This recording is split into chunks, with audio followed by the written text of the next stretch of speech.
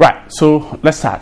Now, the Public Utilities Regulatory Commission has increased electricity tariffs by 2.63% and 1.6% for water, and this is effective April 1.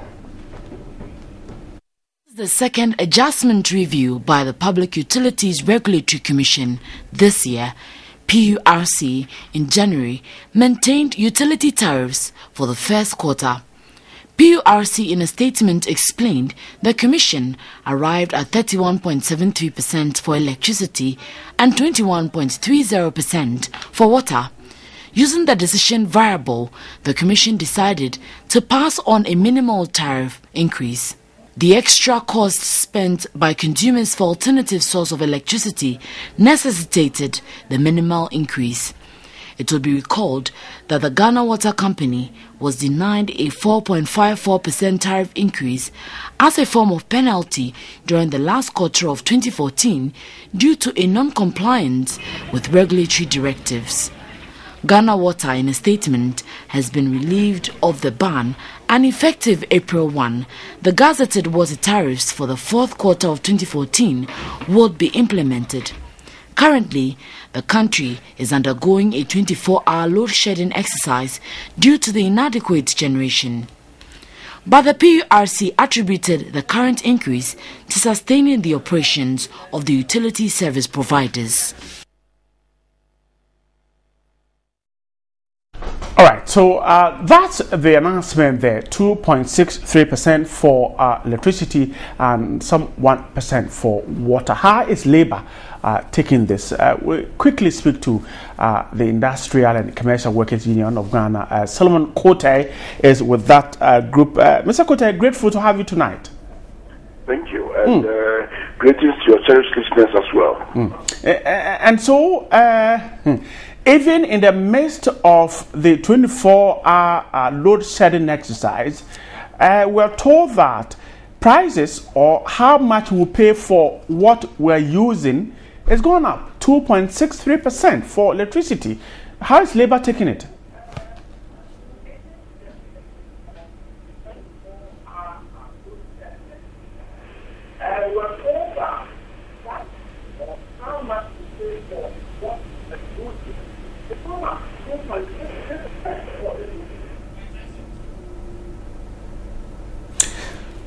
Well, we have difficulty there talking to Mr. Solomon Kote of the Industrial and Commercial Workers Union of Ghana there, and let's quickly try and rectify the phone lines there. We could hear him talk, but at a distance. He is with the Industrial and Commercial Workers Union of Ghana there, Solomon Kote, and quickly we'll try and rectify that. Mr. Kote, can you hear me clearly? Yes, I can hear you. Okay, sorry, we had a hitch from the beginning. So I was asking that electricity tariffs up 2.63%, even with what we are going through, 24 hours load shedding. How is Labour taking it? Obviously, we in Labour will not oppose to increases that will come from the PURC. Our expectation is that if indeed government is very sensitive to the plight of Ghanaians as things stands for now, something could have been done at the PURC to at least alleviate the suffering of the masses of this country. On other breath, if this is what the PURC needs to keep Ghanaians, and for that matter, whatever we are enjoying now, to keep us going, then we think it's in order, other than we crashing and going zero. We expect more from government to at least come up with some, subsidies to support the system as of now. Right. If it's going to be said that we are not bearing the entire cost, but we are paying part, we'll expect the PURC from today to maybe Friday or tomorrow. They should come out and give us the details as to how much they push to the consumer. But we think at this time, government should have be sensitive and compassionate about the plight of Ghanaians. So, in effect, Labour is not opposing the Public Utilities Regulatory Commission, and yet it is saying that the increment is a worry. Yes, indeed it's a worry, because if we look at the current circumstance in the country and we look at what workers are actually earning and the kind of hikes of prices of things in the economy now, it will serve us better if government will have maybe at least push the PURC to say government will absorb this on behalf of workers or citizens of Ghana. Because you see, we are already talking about the petrol prices, we are talking about overburdening that employers are going through, and this coming to add on. We think the burden will be too much, and we don't take care. It may going to escalate the kind of redundancies we are suffering again. Has the Industrial and Commercial Workers Union taken the time to look at how much will be passed on to the consumer? 2.63% for electricity and then 1.6% for water. Have you cross-checked, calculated as to how much perhaps workers will have to pump out in terms of the increment? It is what I've reiterated. We needed to appreciate the formula and what is arising out of these particular 2.6 and 1.0 respectively for electricity and water that is being passed on to consumers. We have reiterated earlier on that all the inputs into these two particular essential utilities are things that comes with hard currency in acquiring their inputs. Right. Hence, we have never opposed there shouldn't be increase, but the circumstance that we find ourselves in the country, the government should have been at least considerate and compassionate to look at the plight of workers, and maybe could have allowed the increase to have gone a bit down. We will appreciate the formula and see whether government could have absorbed more than what we are seeing now. Mr. Kote, how would you respond to the fact that some have raised the concerns that, look, we are not getting power, we have 24 hours off, only 12 hours. Even in the 12 hours, we get only 6 hours of the 12 hours. And yet, you want to up the price we pay for it. How do you react to it? Indeed, you notice that these utilities are those that are correlated to how much you consume depending on how much you pay. And for which reason, whether we are having continuous supply or not continuous supply, each consumer must regulate his own consumption. That is what we can say on this particular one. Once we are not opposed to it, we will say that how we consume it will depend how much you pay, and therefore entirely the consumer has some control over his consumption pattern. And how would you react to water too? You're talking about electricity, we should be able to control how much we use. What about water? Equally water, because you see the wastage of water also in this country. We all see sometimes you pass by and people open taps, leave it running as if it's nobody's business. We need to have controls over some of these things, because obviously there are meters that are associated to all consumption of water and electricity, and therefore how much we consume is equal to how much we pay. Mr. Solomon Kote, I'm grateful for you speaking to us tonight. Solomon Kote is the General Secretary of the Industrial and Commercial Workers Union, talking to me about what was announced today. The Public Utilities Regulatory Commission says 2.63% increment in electricity tariffs, now 1.6% in that of water, and that means that you and me are going to pay more for water and electricity, despite the fact that you are not getting electricity 24 hours, you're getting it for 12 hours. And even in the 12 hours, I can tell you, residents around Bobuashe, North Kaneshi, Cottage Hotel, and around there, today they were supposed to have power for 12 hours, but they had it for just 5 hours. I'm told that it's gone off. Let me speak to Ishmael Ejikumine. He is an energy expert. He's been with us on this journey of getting government to rectify this power situation. Mr. Ejikumine, grateful to have you tonight. And I'm sure you've not given up on this journey to get public officials to ensure we have a power supply. No. Great. You're not giving up yet. But let's look at this one. Now, despite the difficulty, despite the challenge, we're told that we need to pay more for electricity, 2.63%, for water, 1.06%. That's how much we need to add to what we're paying. Consumers are saying that I am not getting the service, and yet you're asking me to pay more. How would you react to this? Right. Good evening, and good evening to your viewers and listeners.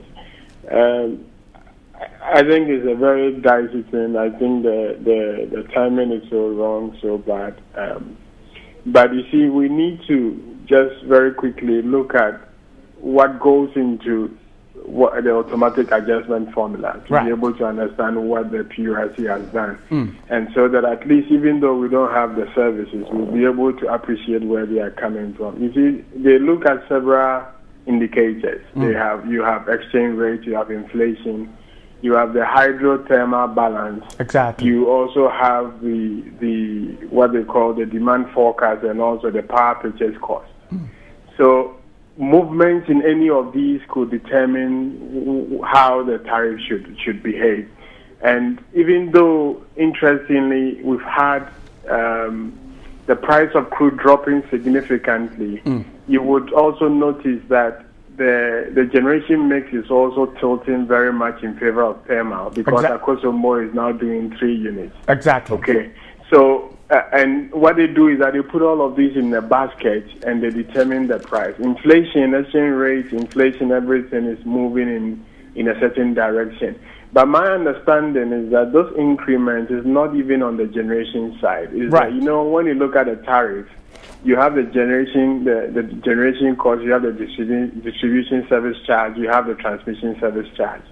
What the PURC is telling us that as far as those increments is concerned, the 1%, 1.6% is supposed to be an increment in the distribution service charge, because the ECG needs a little bit more money to be able to even manage this doomsday that we are experiencing.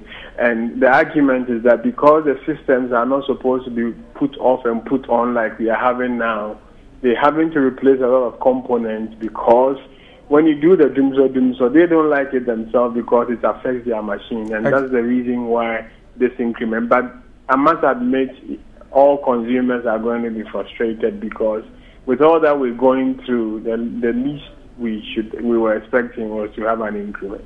Ishmael, so with what you just told me, consumers' frustration and the fact that ECG itself is also worried about putting its power on and off. Do you agree with consumers when they express that kind of frustration, or you think that from what is happening, they should bear with the system? No. I'm a consumer myself, and I will never agree with what is going on. You see, I mean, even when you look at the calculation, I mean, even when there is a justification for the price to go up, PURC over the years have also been interested in quality of service. Okay, and there are times that they deny the utilities tariff increments because in their estimation or in their assessment, the quality of service is not good. What we are experiencing right now, I mean, cannot pass for any good assessment. So I am even wondering why they would even throw this in at this time when everybody is so angry. So I mean, everybody is justified. I am furious myself, not because I don't understand what is going on, but I think the timing is bad. You earlier spoke about what goes into this calculation, the automatic adjustment formula. One key issue is a hydrothermal mix. Now, we know our hydro, our Kosombo down. We're using a lot of the thermal generation. But we know that fuel prices are down on the international market. So, can it be a reason why PRC will say that let's give them an increment? Is that perhaps the key reason? Can it be? You see, but for the fact that the crude prices are coming down, I suspect we would have even paid more.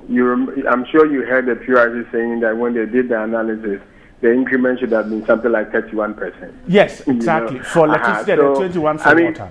I think what the PRC needs to do is that they're keeping all of these things to their chest, okay? I think they should bring this thing out and let everybody have a full appreciation of what is going on. You see, if you look at all the things that they go into the determination of whether the prices will change or remain, you would notice that depending on how much of the hydro we sacrifice, the reason why we're able to keep the hydro has done a lot of good for this country. Right. Okay, because we're generating at 3 cents per kilowatt hour or something like that.